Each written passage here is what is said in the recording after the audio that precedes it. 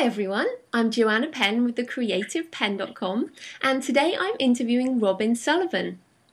Robin is the founder of small press publisher Ridan Publishing.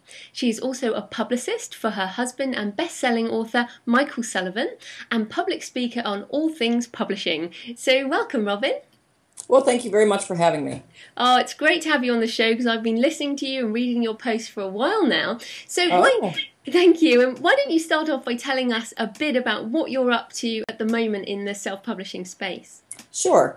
Christmas is coming up, so we have a number of titles that we're frantically trying to get out in time for that. We just recently signed A.C. Crispin's Starbridge series. That was our most recent acquisition, and we've gone through the first 4 of those books, and we'll be putting out all 7. We also have the 4th book by Nathan Lowell that will be coming out. That's called Full Share. And I have a new book by our juvenile author, Todd Finesca, who is got a series called Time Cavern. And then we have a new debut author who's coming out, and he should be out in another 3 weeks as well.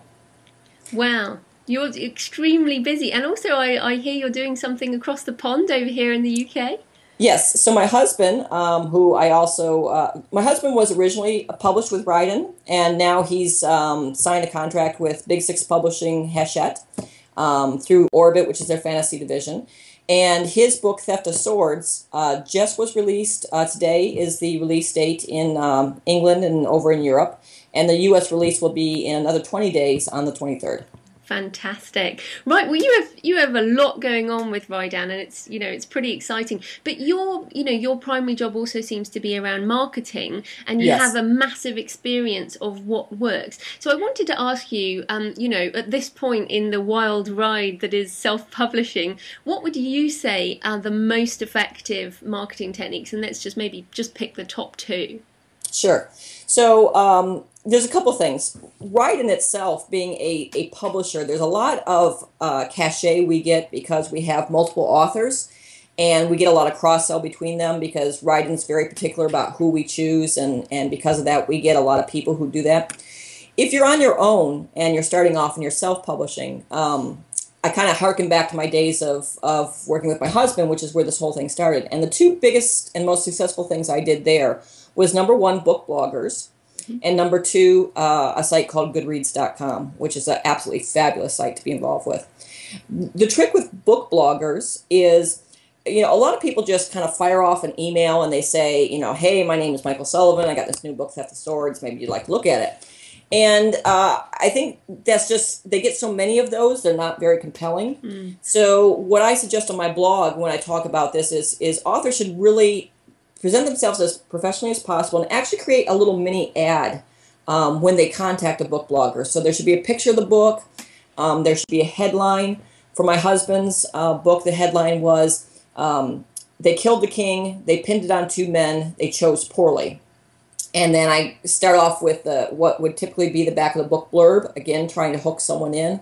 So you'd use something like, again, on his book, it was, there's no ancient evil to defeat or orphan destined for greatness, just 2 guys in the wrong place at the wrong time. So if you present it that way and have some other quotes and present it as an ad, it just comes off far more professionally. And book bloggers are very busy, but when they see stuff like that come through, it immediately piques their interest, and then they get it to the top of the queue very quickly.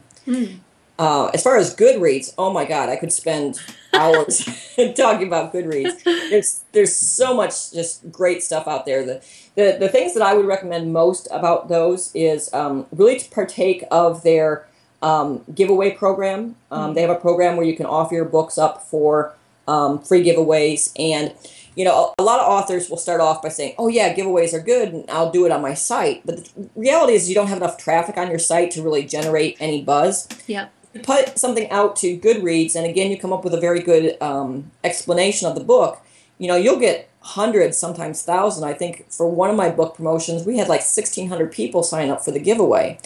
And the really nice thing about that is they've all kind of raised their hands, and you can click through and send them a message and say, hey, thanks for your interest in my book. Oh, by the way, here's a link where you can go read a sample chapter. I hope you win.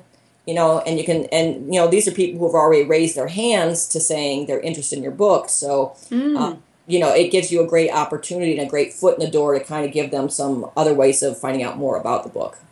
Wow. And I might come back on Goodreads, but I'm just going to ask you about that because the last giveaway I did have nearly 1,000 people, and it did not even cross my mind that I should or could email them all directly. So, but you obviously you sell a lot of different books. You've got I don't know, a lot now, and a lot of authors. Are you still doing this almost individual hand selling on the internet? So when we started, it was very much hand selling, and what I generally do, Ridan has, I gotta think now, we have like 14 authors, and what I would do is kind of pick an author for any particular period of time. Like I used to, like many people in publishing, I used to have a day job, and in April of this year, between the money that my husband was making and the money that Ridan was bringing in, I was able to quit my day job and devote it completely to publishing. So I said, okay, well, the first person I'm going to kind of devote some attention to is Marshall Thomas. So I did a lot of concentrated marketing on him. The idea is once you get the pump primed and it starts running on its own, then I can bring my focus over to someone else.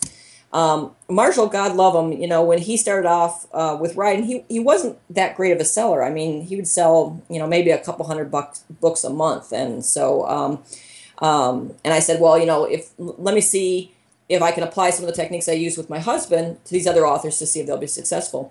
And so mid-April, I started promoting him, a lot of that handwork that we were talking about. And in May, he sold 17,500 copies across 6 titles. So that was pretty exciting. The next month over, now that I had Marshall running, I had a new release out by Nathan Lowell. So he was my primary my primary focus. And in the hottest new releases in science fiction, he was number 2.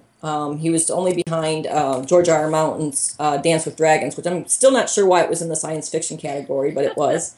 But he was number 2 in that, and he sold like 3,600 books in the first 2 weeks of release. So, yeah, you kind of have to give kind of that individual attention, but then once the ball starts rolling, you can go on and focus to somewhere else. And then overlaid on all of that is kind of what I'll call just generalized Ridan marketing, which is rising all boats. So I'll do a lot of things with, people who have bought books from us before. When a new title comes out, I'll email them about it because they really know that, Ridan's very picky about who we choose. So we can do a lot of, rising all the boats with one tide by cross-selling between our authors. No, that's marvellous. And I guess I am interested, I mean, you're famously, I think, now known as sort of a 6-figure self-publisher, which is quite exciting for everybody. And also you talk about launch figures there. But yes. I'm also interested in the longer term sales for a book. Yes. So obviously we can spike at the launch. But what are some of your tips for keeping sales going? So, for example, I'm now 8 months after launch, still ranking. But, what are some of the things that you recommend for that? Yeah, so, it's interesting because, we've had these spiked numbers. And in most cases, they didn't actually coincide with launch. Like if you look at like Leslie Ann Moore. Now, Leslie Ann Moore, her big numbers was in June or July, and she sold 5,500 copies there. And I tried like everything with Leslie. I tried doing like the first book at 99 cents, which happened to be pretty successful with Marshall Thomas's, and that did nothing. I had tried going to the book bloggers, and I was having a lot of resistance with them. A lot of times, you got to just keep trying till something works. And with hers, one of the things was she has a romance fantasy with a romance element. But the protagonist is kind of a younger girl. And I really kind of thought that it would do better in a YA market. So we actually did some editing on the books and released a YA version. We took out some of the more explicit sex scenes and kind of toned it down a little bit. And then we used that as a leverage. So, you can't... I think every book will have kind of its one big spike. the best thing you can do as an author to ensure kind of that ongoing sales is obviously put out more books. It used to be in the old days, I kind of said a book every 6 months was kind of the right pacing to kind of reinvigorate your sales with each subsequent release. Now I'm actually shortening that. I say 4 months is kind of more ideal because books start falling off of those tops of the list right around about 4 months. And so when you have that new book coming out, it almost always will put tremendous pressure on the backlist, particularly if you're writing in a series, and that will keep it going. I think the important thing is just to keep at it. You know, we do get, like Michael's book, Theft of Swords is coming out, so we have a blog tour, and yeah, there are a lot of guest posts and reviews and things going out now. But I've also scheduled things further out. You know, you don't want there just to be kind of this flurry of activity and then it drop off the face of the map. His self-published book, I'm just trying to think which one it was recently. It was Emerald Storm. It just got reviewed by a book blogger, you know, like a month ago. Okay, and that book had been out for over a year. So, you know, there's nothing that says that you can't introduce your books to your book bloggers, you know, even after it's been post-release. The only doing it at release is kind of a byproduct of big press publishing. They have a very small window of time where they do all the push and then it's kind of on to the next book. One of the advantages with small presses, and one of the reasons why I recommend small presses, is small presses have a much greater tolerance for a slow build. And when I'm looking at titles and authors, I would much rather have a book that takes a while to ramp up and keep them in my catalog for a longer period of time than kind of just trading out the old for the new, you know, really quickly, which is very indicative of big press publishing. So let's just explore that a bit more. You know, firstly, you say you're very picky about the authors you choose.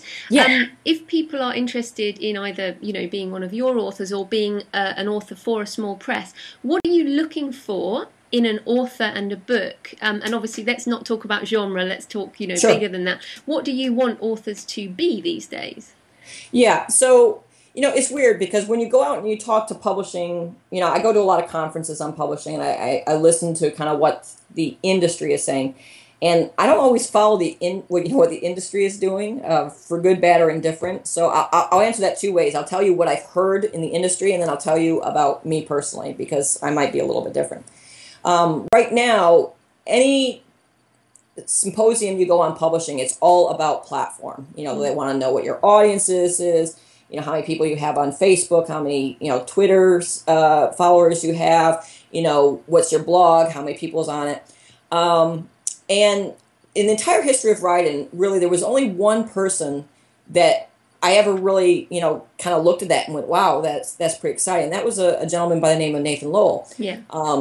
I know of him. I know of his podcasts. Oh, right. Yeah. Fabulous podcasting. And in fact, it was an intern at Ridan who had found Nathan. And, you know, so having some of those credentials, when someone comes to me and they have some of those credentials, I'm like, okay, that's a little cherry on the top. You know, that's kind of a nice little thing. But for me, it is always, always, always about the story in the book. If I read the book and I love the book, that's what it takes. And I don't care if you have, you know, one follower and it's your mother, if you've written a very good book, because I know I can spin that into something, you know, really good. It's funny because, you know, a lot of people, you know, kind of assume with the numbers we're pulling in that my authors are very, very active in social media. The fact of the matter is outside of Nathan, most of them, well, and Michael somewhat, you know, they have some social marketing aspects. But like Marshall Thomas, who has sold, you know, his top selling month was 20,000 books. He has no blog. He's never tweeted. He doesn't have a Facebook page. I mean, you know, he doesn't do any of that. So it's Ridan who's carrying the marketing efforts for someone like him. So, you know, having a really good book is essential. I personally like series. You know, again, I was on some blog somewhere. Oh no, it was actually it was at the Baltimore Book Festival, and some of these veterans were saying, you know, one of the mistakes authors do is they write in a series because, you know, they're afraid that they'll, you know, won't be able to get the first one sold, and then they just kind of waste a lot of time. But for someone like Ridan, and especially the small publishers that again are interested in this long tail, series are great. Series is what we're looking for because we can always use that to spur those previous books. So if you can, and the other thing is, I'm not terribly concerned about grammar. Like if you don't know where to put a comma, or if you have some grammatical errors. I mean, those are things that are easily corrected in editing. But you can't really teach someone to be a storyteller. And that's kind of the common thread through all the writing authors, is they are really, really, really strong storytellers. And yeah, they might need some help with plotting, or they might need some help in the editing process. But if they have a good story to tell, they can create great characters. That's the only thing that's going to make a book successful. But I guess we have to acknowledge that, as you know, you're like a marketing dynamo for your authors. Yeah. And if authors don't have somebody like you, if they're with a small press house that wants a platform, or a big publisher, yes, they are expected to do this, aren't they? It's not not everybody acts like you do with their right. small press company. Right. Well, and for those people who are involved in social networking, I talk a lot about this on my blog. I think the biggest mistake that authors make is they don't understand the very root of social networking. And, there's two very important words there. There's social, which means interacting with people, and there's networking, which is connecting. So a lot of people, will get very excited, and they'll go out on platforms. This is particularly problematic on a site like Goodreads. And they're just, buy my book, look at me, buy my book, look at me.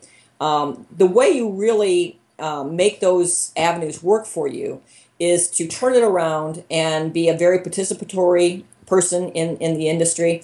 I do a lot of research for Ridan. I'm always on top of what's hot on the top 10 lists of Amazon, and what the new trends in publishing are. And I blog about those right away, and I put those out to the world so that people are informed and know about them. And a lot of times people say to me, they say, well, wow, that takes a lot of time. Why do that type of stuff? What benefit is to you? Well, the benefit is to me is I'm a very good participatory member of my community, and what goes around comes around. Mm-hmm. And so when you are very, people like to do business with people that they like to do business with. On my website, there's a talk by a guy by the name of Simon Sinek, and this was actually one of my blog responders who turned me on to Simon. And Simon is a genius. And if you ever get a chance to go on my blog, look under the video area and listen to Simon Sinek talk about his biggest speech relates to how people talk about their businesses. And what he was saying is that most businesses talk about what they have and how they do it, and then you should buy it. And he's saying you should actually go at it the other way. You should look at it inside out. You should talk about why you're in the business that you are. And I am passionate, just totally passionate about getting decent money for authors, because this industry has typically not been one where you can make money at its number one. And number two, I have such a soft spot in my heart for authors, obviously being married to one, because they pour so much into their work, and they're the types of people that, they'll work a 10-hour day, and they'll come home and they'll get on the computer and they'll work till 3 in the morning, and they'll sleep 2 hours and go back to work. You can't stop them from writing. It's just something that oozes out of them, and they have such a passion. And that type of enthusiasm really needs to be rewarded, and I really want to do everything I can to kind of plant those seeds and help them grow. There is nothing that gives me more excitement than seeing one of my authors sell 5,000 books a month, 10,000 books a month. I mean, that just makes it all worthwhile. I think that excites all of us. Yes. No, and yeah, let's get into that some more, because like you said, as we have said, you're the 6-figure, publishing house, and self-publishing, and also for small press, and you've done a lot of playing with price points. Yes. And as you've just said, you want authors to get paid. And yes. Last week, Seth Godin, marketing genius, comes out with the $1.99 as a go forward price point for ebooks. Right. So what do you think about pricing and for authors with just one book versus lots of books? So the first thing is, the first thing I'll say is if you only have one book, I'm just going to put it right out there. You're just not going to make a lot of money. You just won't. It's not enough. The whole trick in this business is to really have a sustainable income. You do have to have. John Locke, I think it was John Locke, said that his books are little ambassadors. So every time he puts out a book, they're like a little selling machine that goes out and sells for him. So with very few exceptions, one book is going to be very, very difficult for you. And God forbid that I should go against Seth Godin, because he's obviously knows a lot about marketing, but personally in the ebook space, I think $1.99 is probably the worst possible price that you can put a book at. And the reason for that is on Amazon, the way the pricing structure works is if you're under $2.99, you get 35% of the royalty, and above $2.99 to $9.99, you can get 70% of the royalty. $1.90. So and the lowest you can go down is 99 cents, unless you play some tricks and get it for free, which is something that we can or cannot get into. But at 99 cents, is an impulse buy, and so a lot of people will buy those. And quite frankly, a lot of people just kind of collect those like pebbles on the beach, and they never actually read them. $1.99 kind of takes it off the impulse buy, but you're still at the lower royalty rate. So what you hear most often in this business is, oh, I'm a new author. I'm going to put my first book at 99 cents, and I'm going to put my second book at $2.99. I'm one of the few people who really buck those numbers. If you look at the Ridan's figures and so forth, we price our books at $4.95. Typically is the standard price for our books. We sometimes will do a promotion, and but I actually found, and this just completely floored me, when I said the $4.95, it was before I was very active in the self-publishing community and kind of heard what they're talking about. And in fact, I didn't even know who Joe Conrath was.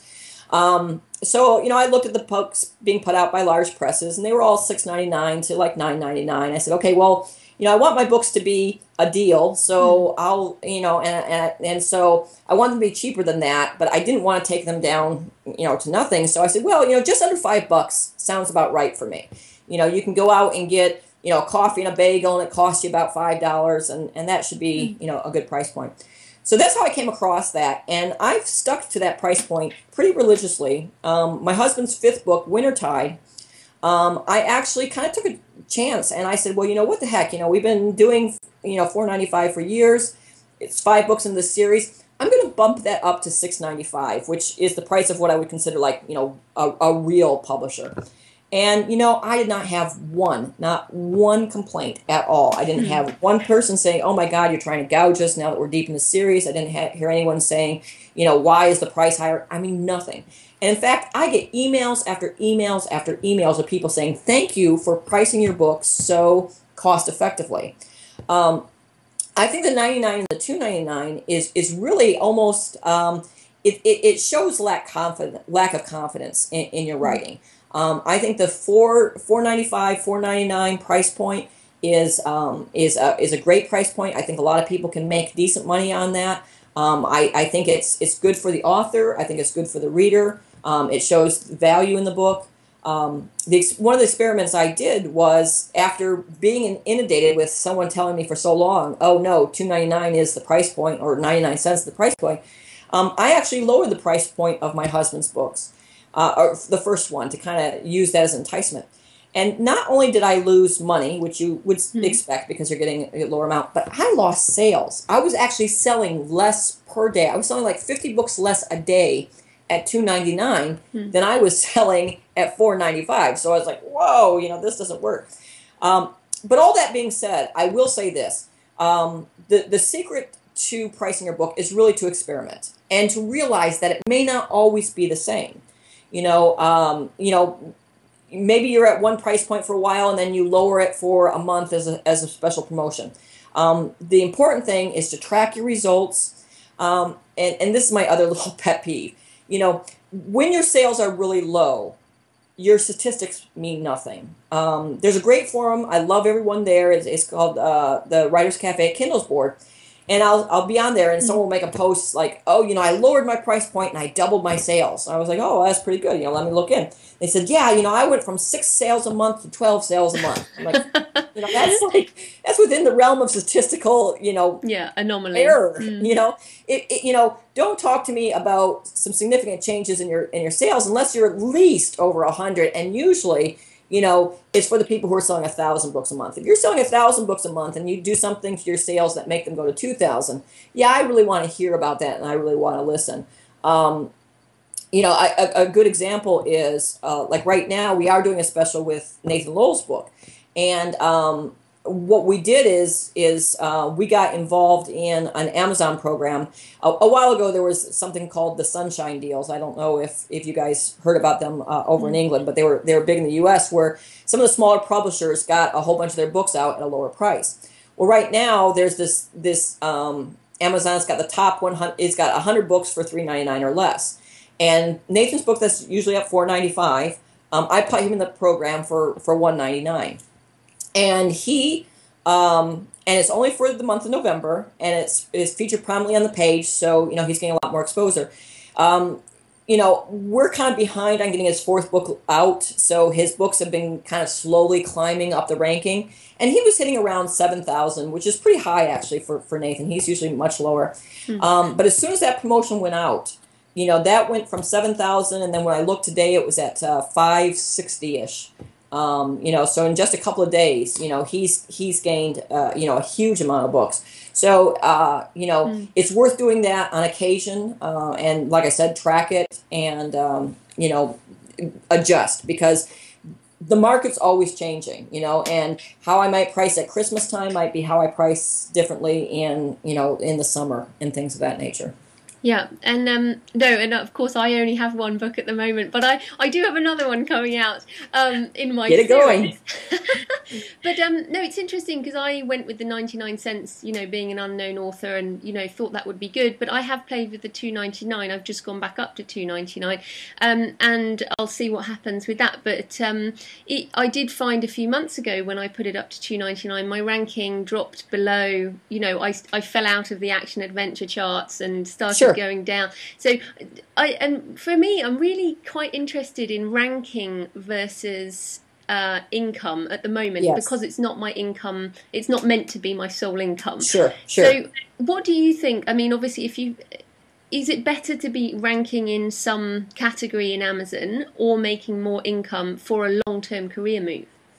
Yeah. So, again, and this is going to sound a little bit maybe odd, but all I can do is say what I think. When you have one book, I wouldn't get too wrapped up into what your ranking or your sales is, because, you can't. You need other books to be building off of.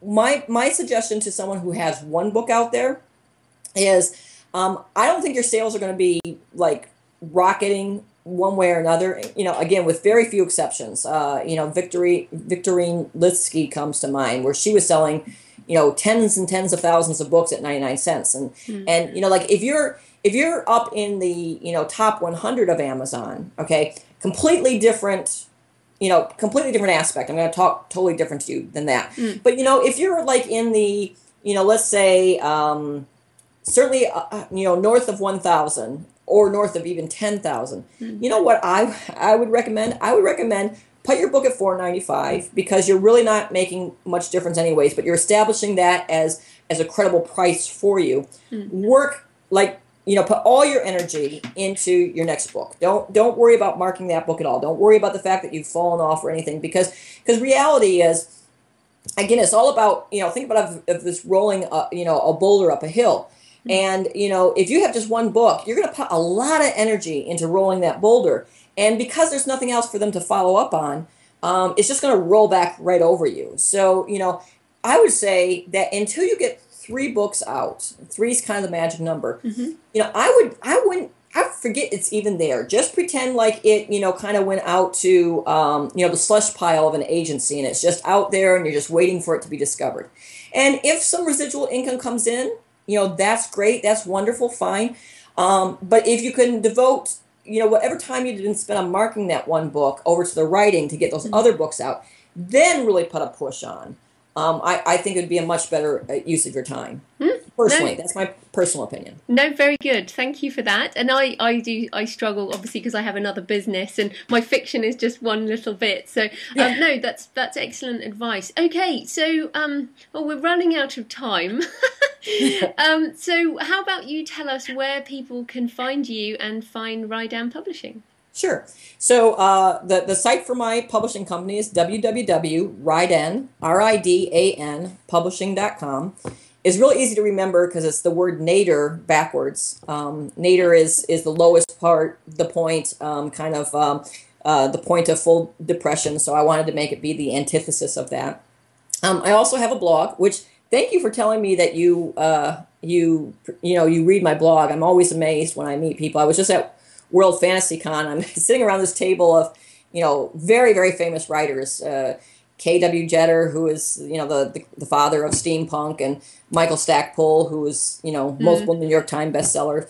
And, they're telling me they read my blog, and I'm like, wow, I had no idea. But my blog is really great for writers because what I concentrate on is tips for marketing. I also talk a lot about the changing landscape of publishing and what's kind of going on in the publishing realm that people need to be aware of. And I've said this before in my blog, and I'm going to say it again because a lot of people don't hear, what I'm saying. But, there are three, in the old days, Big Six publishing was the only way to go about publishing. And now there really are three very viable ways. You have your Big Six, and, my husband just shifted over to that, and there's reasons for being involved with that, and that's all fine and good. Small presses like Ridan, as you mentioned, our authors are making incredible sums of money. I'm very, very pleased about that. We were at Balticon, and we had this room full of people, and we're talking about, people were talking about, Big Six publishing versus small press publishing. And Nathan was on the panel, and he says, I can't afford to have my book published through a Big Six publisher. I'm making too much money with a small press. So, in the old days, small presses really didn't make anything. I mean, if you got $200 or $300 out of a small press, you kind of were successful. That's not the case nowadays. So small press publishings are making good money. And never before has self-publishing been a viable alternative. And I still can't believe that people don't get why that is. And I was at I was in New York at a seminar as part of the Book Expo in America, and there was a person on the panel from a very large publishing house, and she says, "Well, self-publishing has been around forever, so I don't know why anyone's making such a big stink about this. It's just like nothing new. It's not a threat to us. It's always been around."